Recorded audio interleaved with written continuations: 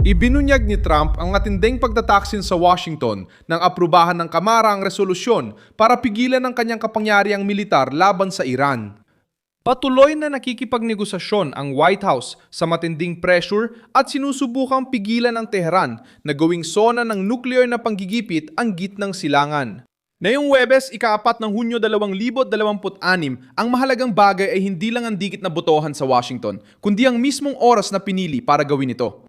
Nagdesisyon ang mga demokratiko at 4 na republikano na limitahan ang presidente sa gitna ng krisis kung saan kahit kaunting kahinaan ay maaring magpalakas sa rehime ng Iran. Nagtapos ang botohan sa 215 boto laban sa 200 at 8 isang maliit na agwat, ngunit sapat na para ipagdiwan ng kaliwa na parabang napatalsik nila ang pamumuno ni Trump. Mas mahirap ang realidad, hindi nila tinapos ang digmaan, inalis ang kapangyarihan ng presidente at isinulat pa kung sino ang handang bawasan ng lakas ng Estados Unidos habang sinusubok ng Iran ang hangganan ng Amerika. Anong tinangka nilang itago? Bakit biglang pinipigilan si Trump na yon? Hindi ba't ganito rin ang nagpapalakas sa kalabang gusto nilang pigilan? Ikwento ko lahat sa'yo. Kung gusto mo ng ganitong klaseng diretsong content na walang paligoy-ligoy, mag-subscribe ka na dahil araw-araw may ganitong video dito. Ang resolusyong inaprubahan sa Kamara ay sinusubukang pilitin si Trump na itigil ang aksyong militar laban sa Iran maliban kung papayagan ng Kongreso. Sa praktika, ito ay isang pagtatangkang ibalik sa lehislatura ang isang desisyon na itinuturing ng White House bilang isang usapin ng agarang seguridad. Itinulak ng mga demokratiko ang teksto, pinungunahan ni Gregory Meeks at lumakas ito dahil 4 na republikano ang nagpasya na sumama sa oposisyon, sina Thomas Massie, Warren Davidson, Tom Barrett at Brian Fitzpatrick. Ipinagpatuloy ng kaliwa at nagawa nilang gawing mensaheng pampulitika laban kay Trump ang dikit na botohan. Nangyari ang manyobra sa Washington sa kapulungan ng mga kinatawan pero lampas pa Kapitolyo ang epekto nito. Ang tunay na target ay nasa gitnang silangan sa presyon laban sa rehime ng Iran sa mga negosasyon tungkol sa programang nuklear at sa labanan para kontrolin ang paglala ng tensyon. Gumamit si Trump ng militar, diplomatikong presyon at banta ng ekonomiya para pilitin ang Tehran sa mas mahigpit na negosasyon. Ibang tingin ng mga taga-suporta ni Trump, isang pangulo na ginugulo mula sa loob habang pinipilit niyang umatras ang mapanlabang rehimen. Sabi ni Mike Johnson, ang pagbawi ng kapangyarihang ito mula sa commander-in-chief na yon ay nagpapahina sa posisyon ng Estados Unidos sa negosasyon para sa kapayapaan. Buod ng banggaan, sino ang gumagamit ng konstitusyon bilang proteksyon sa politika tuwing si Trump ang pangulo? Ngunit ilang taon din silang nagkunwaring di nakakakita habang may ibang administrasyon nagsagawa ng dimasyudong agresibong operasyong militar.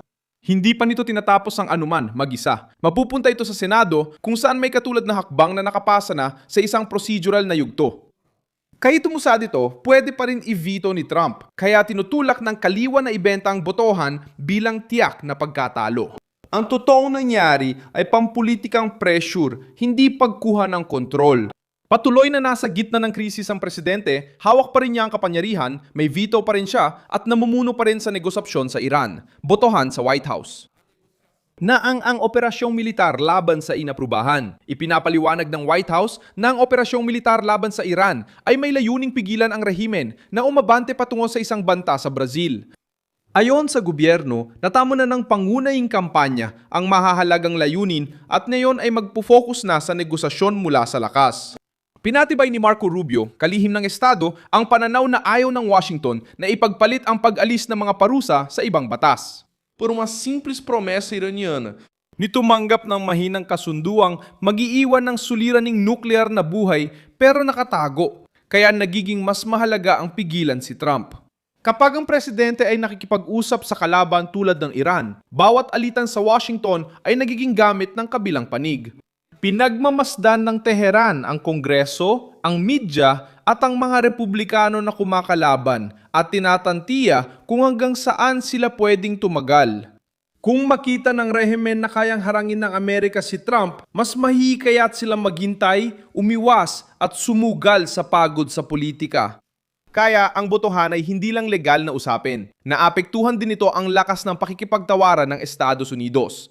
Tinutukoy ito ng kaliwa bilang pagkontrol sa kapangyarihan sa digmaan, pero ibang ibinapakita ng kalendaryo. Tumindi ang pressure matapos lagpasin ng Amerika ang 3 buwang operasyon laban sa Iran at magsalita ang White House tungkol sa tigil putukan, negosasyon at pagtatapos ng pinakamabigat na yugto ng kampanya. Kapag sinubukan ni Trump gawing diplomatikong resulta ang pressure ng militar, nagmamadali ang kanyang mga kalaban na bawasan ang kanyang autoridad. Parang gusto nilang pigilan ng presidente na makuha ang resulta ng puwersang ginamit niya. Ipinakita rin ng botohan ang kontradiksyon sa diskursong kontra kay Trump. Kung urgent talagang digmaan, bakit parang pampulitika lang ang resolusyon at walang malino na plano laban sa Iran? Kung kapayapaan ang layunin, bakit pahihinain ng negosyador ng Amerika habang kumukuha siya ng konsesyon? Masaya ang kaliwa dahil kailangan nila ng imahe ng gulo. Maaaring gamitin ni Trump ang insidenteng ito para ipakita kung sino ang gustong pigilan siya habang sinusukat ng Iran ang determinasyon ng Amerika. Ang rehimen ng Iran ay pumapasok din sa kwentong ito bilang pangunahing karakter. Hindi nanonood ang Tehran sa debating ito bilang isang neutral na tagamasid. Alam ng Iran na maari magdulot na mas maluwag na kasunduan, pagkaantala at pag-atras ang pagkakabahabahagi sa Estados Unidos. Ginamit na ng rehimeng ito ang ganitong pagbasa sa ibang yugto ng tensyon, umaasang sapat ang presyong pampulitika sa Washington para mapababa ang gastos ng sarili nilang provokasyon. Sinisikap ni Trump na baligtarin ang lohikang ito sa pamamagitan ng lakas, sanksyon, presensyang militar at matigas na negosasyon. Ang pinakasensitibong bahagi ay nasa kipot ng Hormuz at mga estratehikong lugar ng Golpo. Sinisikap ding ilahad ni Trump ang negosasyon bilang bahagi ng mas malaking estratehiya. Binanggit niya ang tigil putukan, muling pagtatayo, kasunduan at pagbabago ng asal ng Iran. Kinukutya ng mga kontra-Trump na media ang kanyang pananalita dahil mas gusto nilang tutukan ang estilo, hindi ang galaw. Pero ang lohika ng politika ay simple lang. Una ay presyon, pagkatapos ay pag-uusap. Una, ipakita ang mataas na gastos ng paglala tapos mag-alok ng paraan palabas kung aatras ang kalaban. Tatak ni Trump sa krisis, matigas magsalita, magdiin hanggang sukdulan at magbukas ng kasunduan nang walang paghingi ng paumanhin sa paggamit ng lakas. Problema na ng estratesyang ito dahil nawawala sa kanila ang kontrol sa kwento.